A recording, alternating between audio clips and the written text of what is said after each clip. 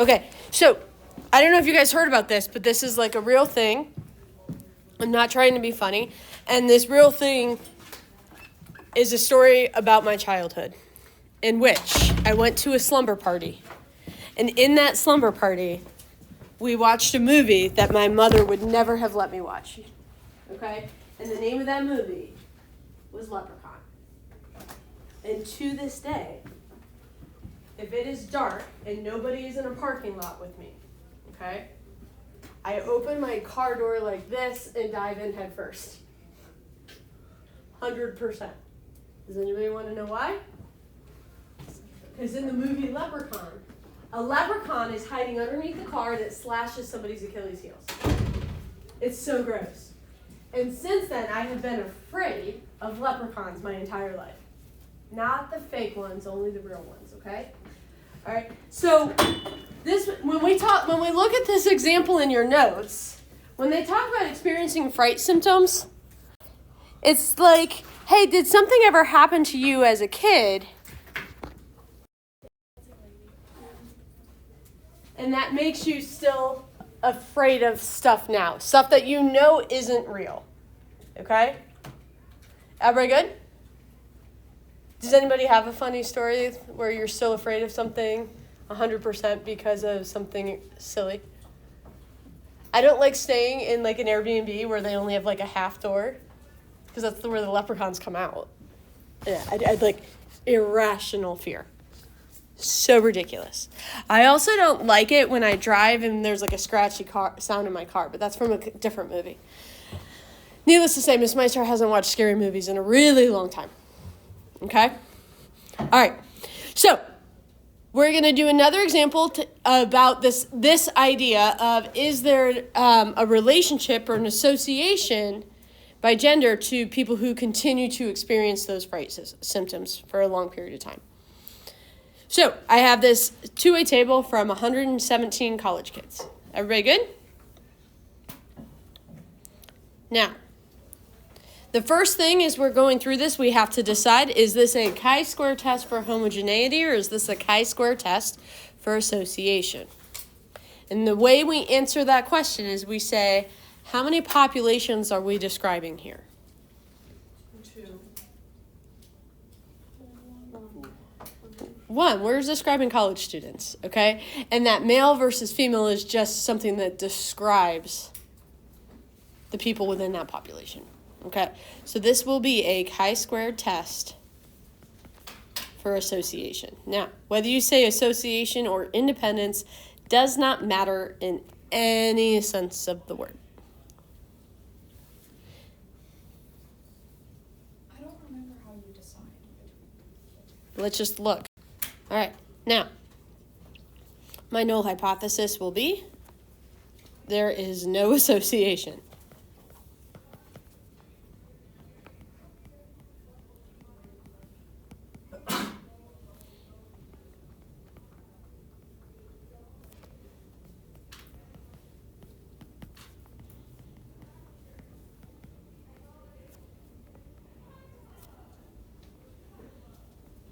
And guys, if that is my null hypothesis, what's my alternative?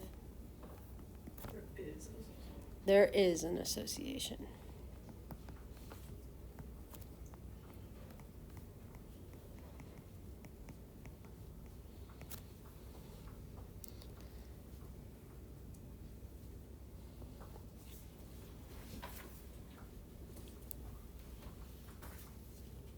All right, now, in a typical procedure, what we would do next is the conditions.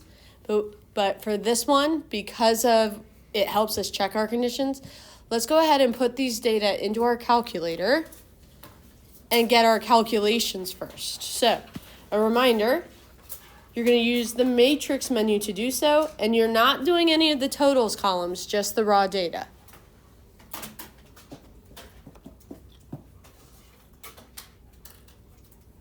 And where are you putting that in? Matrix A. And remember, guys, you have to arrow over to edit.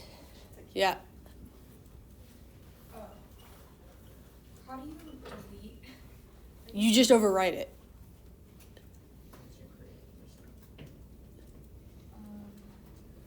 So like you can change the dimensions up top. Which way are the dimensions measured? I'm pretty sure it goes rows by columns, but to be honest, what I do is if it doesn't match, It doesn't matter. I just be like, oh, now I'm going to flip it the other way because I got it backwards. There's only 2 options for any given two-way table. Do you get what I'm saying? In this one, there's only 1 option for a two-way table.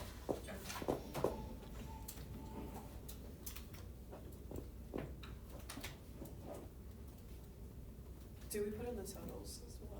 You do not put in the totals. Because otherwise it thinks the totals are, like your calculator can't see the table. Right. And so it just thinks you have a 3x3 table instead of a 2x2 table. All right, and I'm pretty sure I still have this in. I should, because I don't remember doing anything. I'm going to take it out. So if I go to stat, I should check.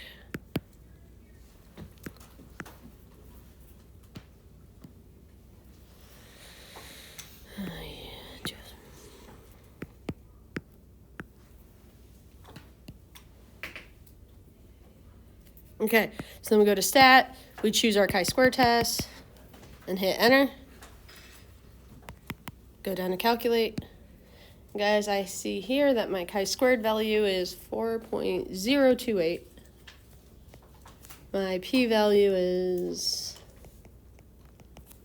0.0447. And my degrees of freedom is 1. Yeah. So it doesn't affect your answers whether you have like a pass like in like matrix B if you're old outputs like from yesterday that problem we did. Is those being there does not like What, in B? yeah. No. And in fact, It doesn't affect. the minute you hit enter, I bet you go back and you see it's not there because when it runs this new test, it overwrites everything that was already in B with the expected values for this one. Questions on how to get here from the calculator? Yeah. This is really dumb. How do you get to the chi-square test? The same, you hit stat, go to tests, and it's just one of the ones. You have 2 chi-square tests, and this one is not a good as a fit test. It's a, no problem.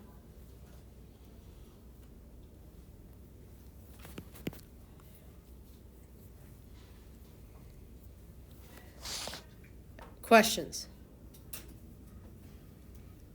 Okay. Let's check our conditions. Is the random condition met? No, not necessarily. Pretend it's a random sample.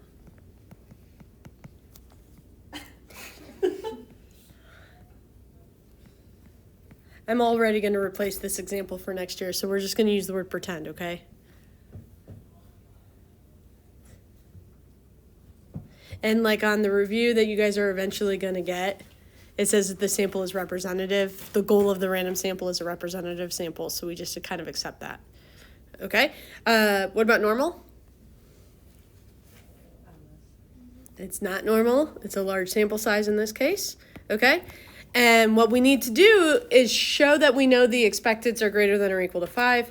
The reason we did the calculations first is now if I go back into that matrix menu, you guys can see my matrix B, as should yours, be a 2x2 with, in fact, the expected values on it.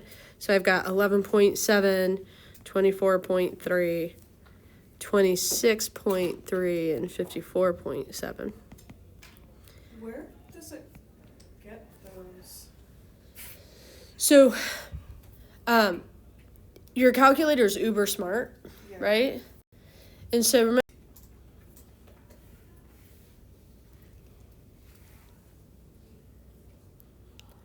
all right, next.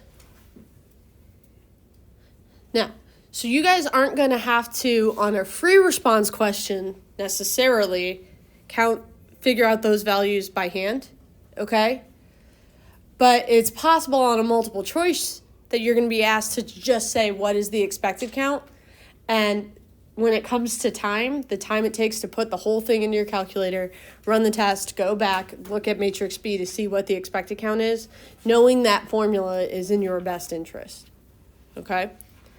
All right. Are we done checking our conditions? No.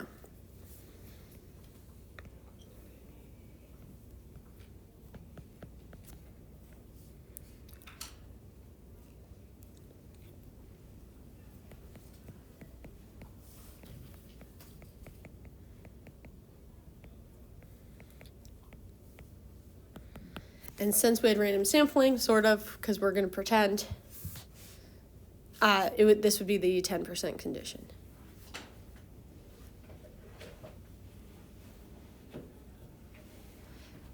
How we doing? And then, do we need to do anything more with calculation? Do we have our test statistic? Do we have our p-value? We're golden. Okay, so we're going to say since 0.0447 is less than 0.05, we can reject the null hypothesis. And therefore,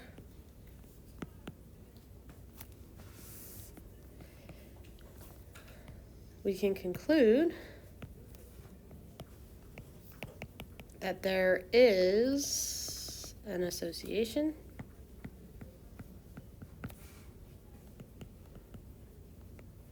between fright symptoms and gender.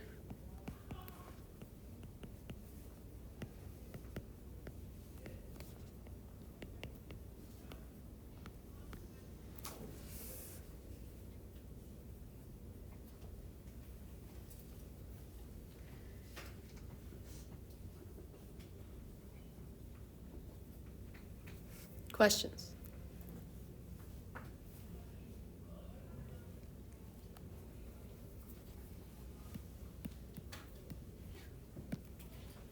All right. Now, what I'm going to show you next would only apply to this kind of chi-square test where it's a 2x2 table. Okay? So this next part wouldn't apply to this one. Okay?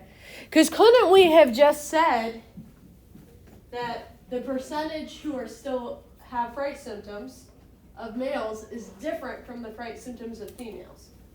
So we could have written this exact same test where my null hypothesis was that the proportion of males minus the proportion of females equals 0. My alternative would be the proportion of males minus the proportion of females. If I just want to show an association, that would be not equal to. Did you guys catch my drift on this? Okay, couldn't this come to the exact same thing? And in fact, we could say the p hat for males was 7 out of 38, and the p hat for females was 29 out of 79. Couldn't I read this two-way table that exact same way? Okay. And if I did this, if these were my hypotheses, what type of procedure would I do? Z-test. It's a z-test. What kind of z-test? A two-sample z-test. So I could just as easily, for this example, have done two-sample z-test, which is a two-prop z-test in our calculator. So I'm going to choose option number 6. We're going to watch a Walmart dinner ad for a second. Okay. All right, and I'm going to go ahead and put the 7 in. And if you guys don't mind, I'm happy to just run this in mine since all the stuff's already in it. Okay. There's a couple of things I want you guys to see about how chi-square test versus two-sample z-test and again, we could only do this on a 2x2. Okay. So when I hit calculate, you guys, my z statistic in this case was negative 2.007, okay? And my p-value is 0.0447. Is anything jumping out at you? You have the same p-value. So are you going to come to the same conclusion whether you do that two-sample z versus the chi-square test for association? Yeah, so it's possible you could run either of these in this particular scenario. There's actually a relationship between my z statistic and my chi-squared statistic. You guys, if I square that negative 2.007,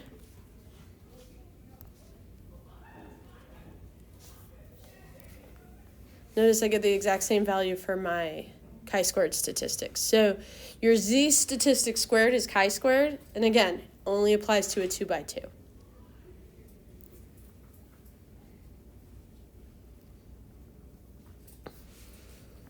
All right.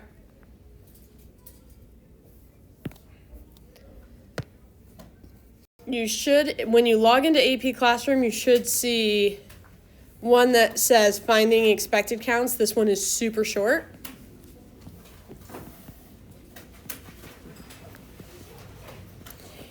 You're going to see one that says setting up a test.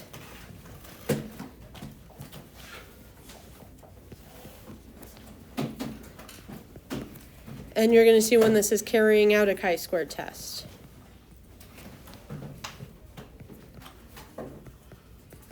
When you are done with those 3 things, I will give you the review. You will also have tomorrow to work on the review, but I would like you to prioritize the AP Classroom today.